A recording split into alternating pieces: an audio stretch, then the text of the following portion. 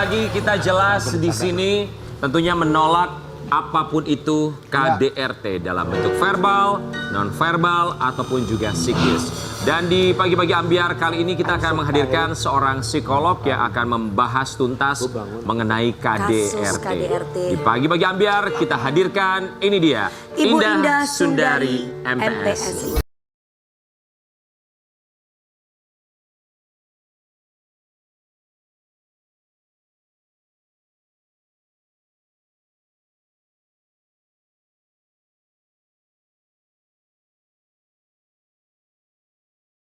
Silakan. Kita panggilnya Mbak Indah Sundari aja ya. Yes, boleh. Indah boleh. Mbak Indah, Yap. terima kasih banyak sudah mampir ke Kita sini. berempat mengucapkan Terima kasih. sama-sama. Sudah menyediakan waktunya datang. Thank you for having. Wah, iya. Mbak Indah, kita tahu ya KDRT ini angkanya di Indonesia begitu besar Betul, sekali betul. kasusnya, Setuju. semakin meningkat. Dan kita juga berharap tentu saja dengan ada edukasi dari seorang Mbak Indah, setidaknya bisa membuat masyarakat lebih paham lagi Amin, apa mudah-mudahan. saja bentuk KDRT. Iya. Kita mau kasih lihat artikel yang satu ini, silakan Mbak Indah boleh sambil dulu. Mengenai KDRT di Indonesia. Kasus KDRT di dunia meningkat akibat dampak pandemi COVID-19. Menurut data dari Kemenpa, hingga Oktober 2022 sudah ada 18.261 kasus KDRT di seluruh Indonesia. Sebanyak 79,5% atau 16.745 korban adalah perempuan. Oke, tapi tidak menutup kemungkinan bahwa pria juga menjadi korban KDRT ya. Betul. Tapi boleh dikasih tahu dulu nggak sih buat Sobat Ambiar, macam-macam KDRT itu jenisnya ada apa aja? Seperti apa aja ya? Oke, jadi mungkin sebenarnya kalau fakta tadi itu memang benar sih gitu ya. Selama pandemi hampir di seluruh dunia itu terjadi angka perceraian yang cukup tinggi dalam rumah tangga dan rata-rata penyebabnya adalah KDRT.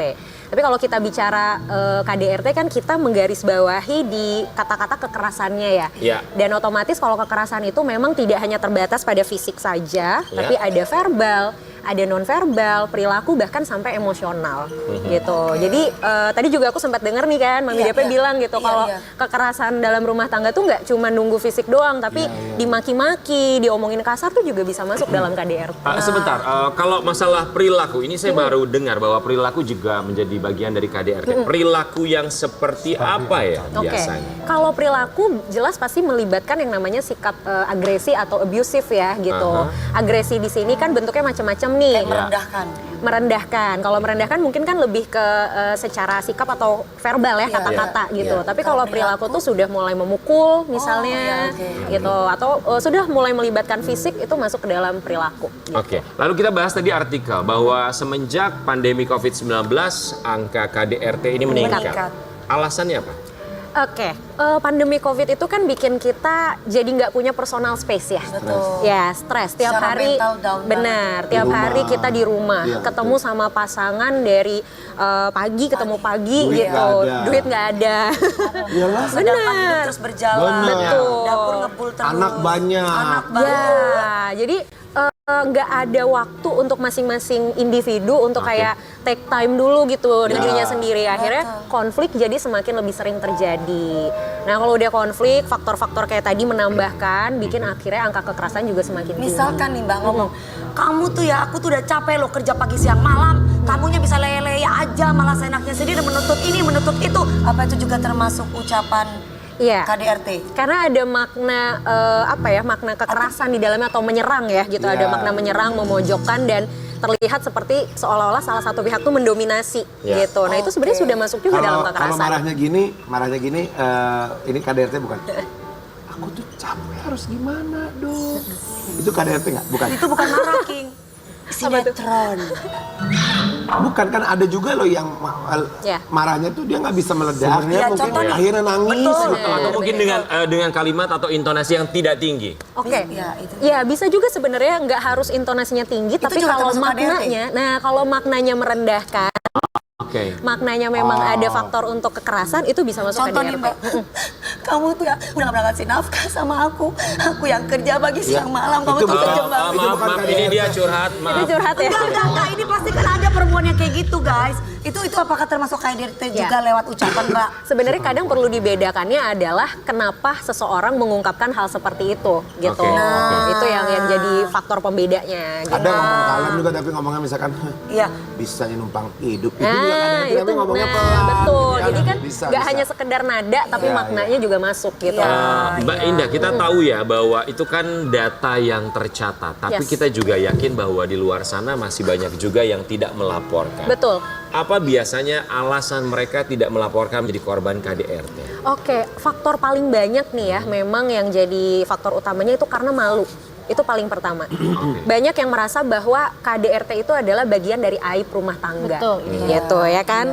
Jadi kalau misalnya melapor, nggak usah melapor, cerita sama orang terdekat aja takutnya nyebarin aib nih gitu, malu, takut merasa gagal, takut nanti orang bilang, oh ya suruh siapa, kan itu pilihan kamu gitu, takut malah dia yang disalahkan Ya, gitu. Pink, atau mungkin menjaga image karena udah image-nya bahagia, Bener. tentram, terus tiba-tiba harus bicara bahwa dia dipukul. Ada masalah KDRT gitu. Itu Oke. faktor terbanyaknya sih biasanya. Lalu gimana kalau misalnya banyak yang tidak melaporkan dengan berbagai macam faktor, misalnya malu, kemudian menganggap itu adalah sebuah aib, apa yang harus dilakukan oleh mereka yang menjadi korban KDRT jika mereka tidak melaporkan, tidak bercerita, apa yang harus dilakukan? Minimal jangan pernah, tadi aku setuju banget sama Mbak Cici juga bilang ya gitu, jangan pernah takut untuk cerita setidaknya ke orang terdekat aja gitu.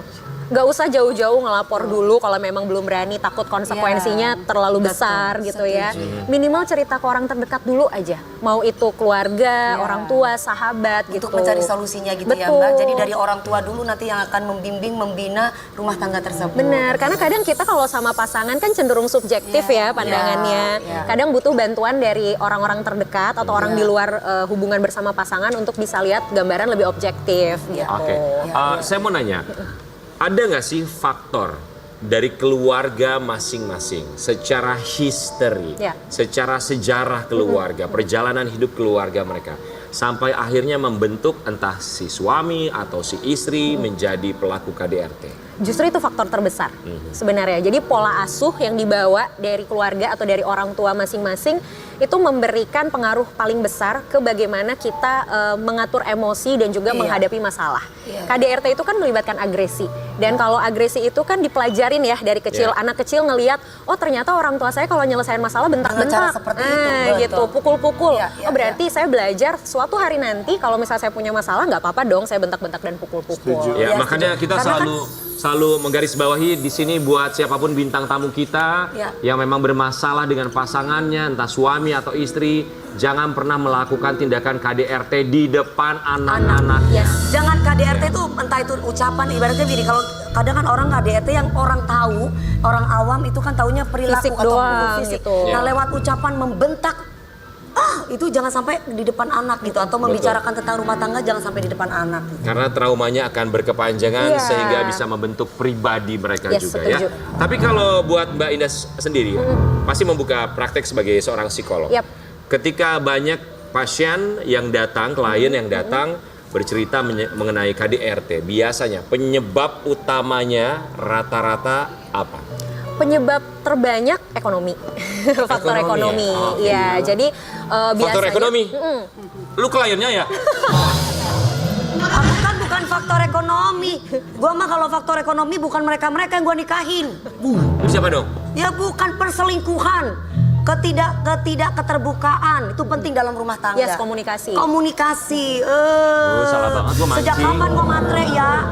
Kalau matre bukan 3 orang itu yang gua nikahin.